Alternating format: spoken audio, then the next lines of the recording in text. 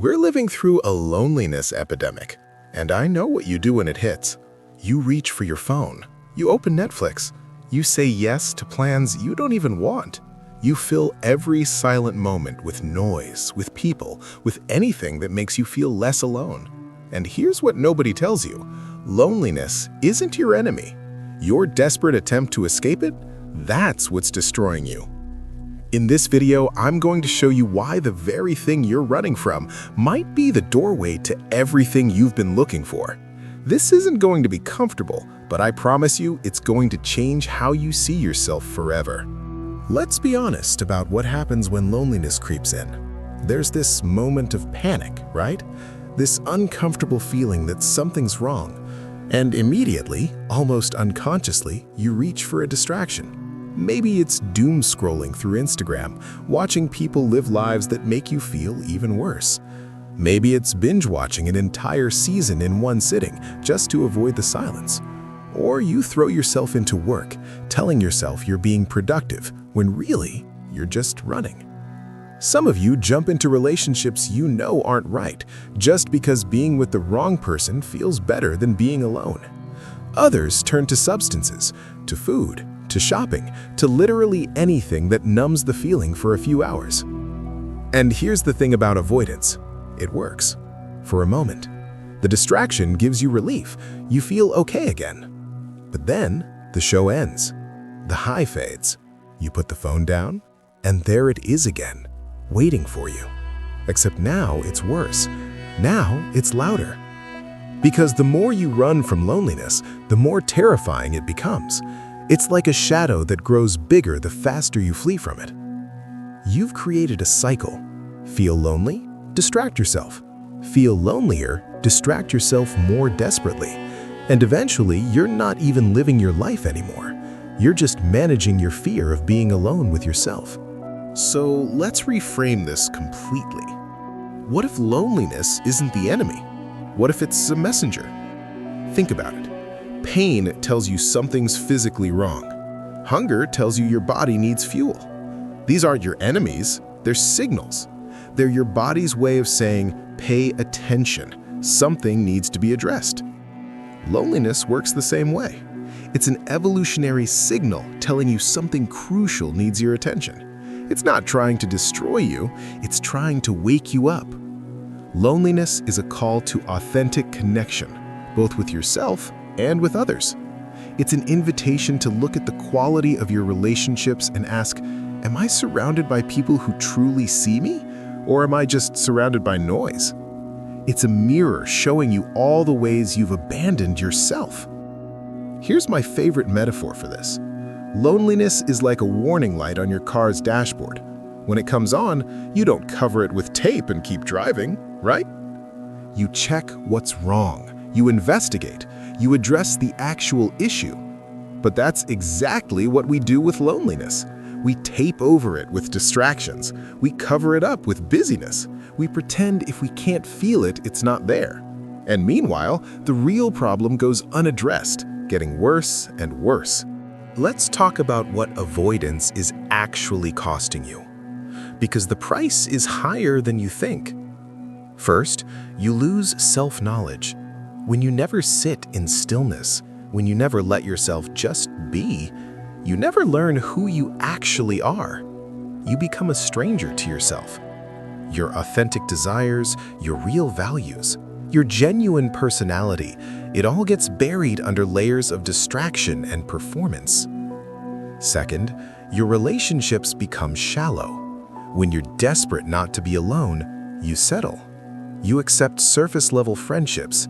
You stay in romantic relationships that don't fulfill you.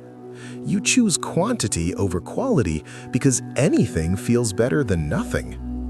But here's the brutal truth. Being surrounded by people who don't really know you, that's its own special kind of loneliness. Third, your avoidance behaviors become addictive. That innocent Netflix habit turns into compulsive binge-watching. Social media scrolling becomes an automatic reflex. You can't sit through a meal without your phone. You've trained your brain to fear stillness, and now you're trapped in patterns you can't easily break. Fourth, you experience existential numbness. You lose touch with what gives your life meaning. You stop asking the big questions because those questions require stillness to contemplate. You're so busy running that you forget where you're trying to go. Fifth, constant distraction disconnects you from purpose. You can't discover what you're meant to do or who you're meant to be when you're constantly escaping yourself. Purpose requires reflection. It requires sitting with uncertainty. It requires being alone with your thoughts. And finally, here's the cruelest irony.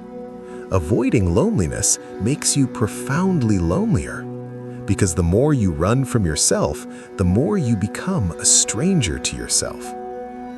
And if you don't know who you are, how can anyone else truly know you? You end up surrounded by people, yet feeling completely alone. The unprocessed emotion doesn't disappear, it grows. The anxiety amplifies, the loneliness deepens. Avoidance isn't a solution, it's the problem masquerading as relief. So what's the answer? It's radical, it's uncomfortable, but it works. You sit with it. You actually feel the loneliness. Here's how. Create space for it. Set aside time, even just 20 minutes, to sit in silence without any distraction. No phone, no music, no book, just you and the feeling. Get curious, not judgmental. Observe the feeling like a scientist. Where is it in your body? Is it a tightness in your chest? A pit in your stomach? What thoughts come up? Don't judge them, just notice them. Journal through it. Write about what the loneliness is trying to tell you. I feel lonely because this feeling reminds me of. What I'm really craving is. Let the pen move and see what emerges. And here's something crucial. Distinguish loneliness from aloneness. Aloneness is neutral. It's just the state of being by yourself. Loneliness is the story you add to it. The narrative that says something's wrong, I'm not enough, nobody cares. When you stop running, something incredible happens. Loneliness often transforms. What felt unbearable for 5 minutes becomes manageable, then insightful. You discover it's not actually trying to destroy you, it's trying to guide you. It's showing you what needs attention, what needs healing, what needs to change. The monster you've been running from? It's been trying to help you all along. When you befriend loneliness, when you sit with it instead of running, it reveals gifts, real gifts.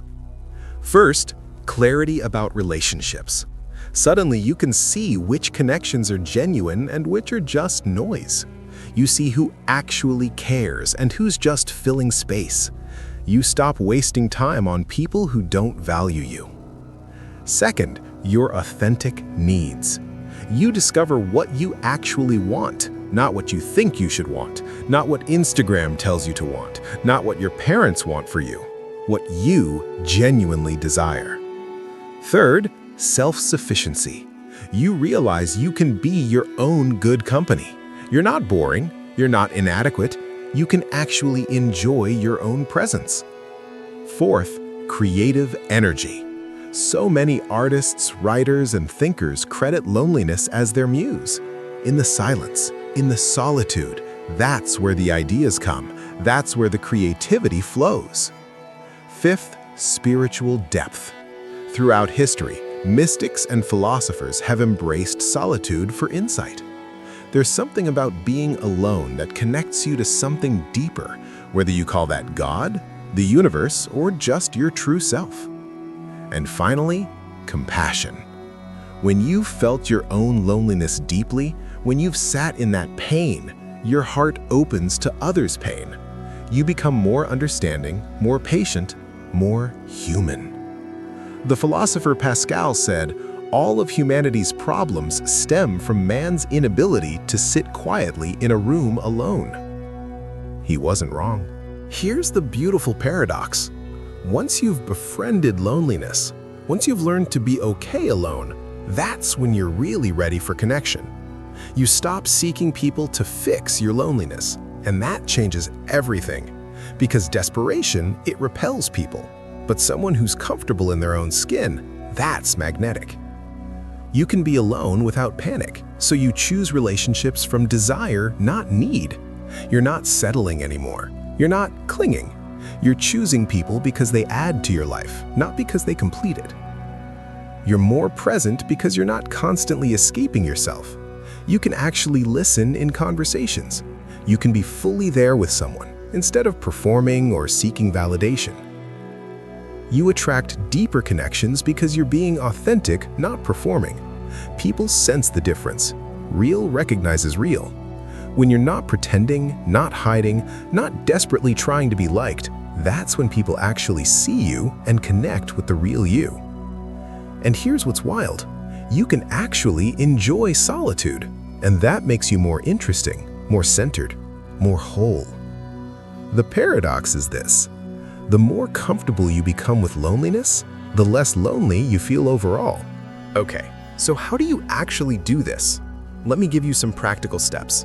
Step 1. Schedule loneliness states. 20 to 30 minutes of intentional alone time without any devices. Put it in your calendar like any other appointment. This is non-negotiable time with yourself. Step 2. Notice your avoidance triggers. What makes you reach for your phone? Boredom? Anxiety? That moment right there? That's where the work is. That's what needs your attention. Step 3.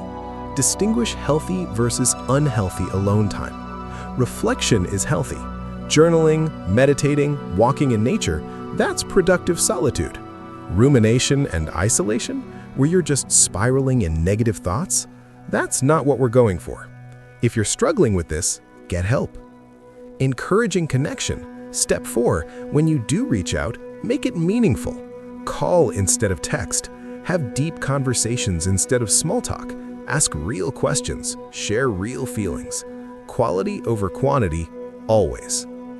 Creative expression. Step 5, use alone time creatively. Write, draw, play music, take walks in nature, cook something new, create something. This isn't about productivity, it's about expression. It's about being in dialogue with yourself. Support systems. Step 6, consider therapy or consistent journaling. Process what loneliness is showing you with support. You don't have to do this alone. In fact, doing inner work with support is often more effective than doing it in isolation. Here's what I want you to understand. Loneliness isn't your enemy. It's actually the doorway to becoming whole. Every single time you feel it and resist the urge to escape, you're building a relationship with yourself.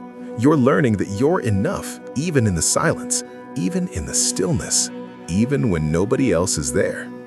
The goal isn't to eliminate loneliness. It's to transform your relationship with it, to stop running and start listening.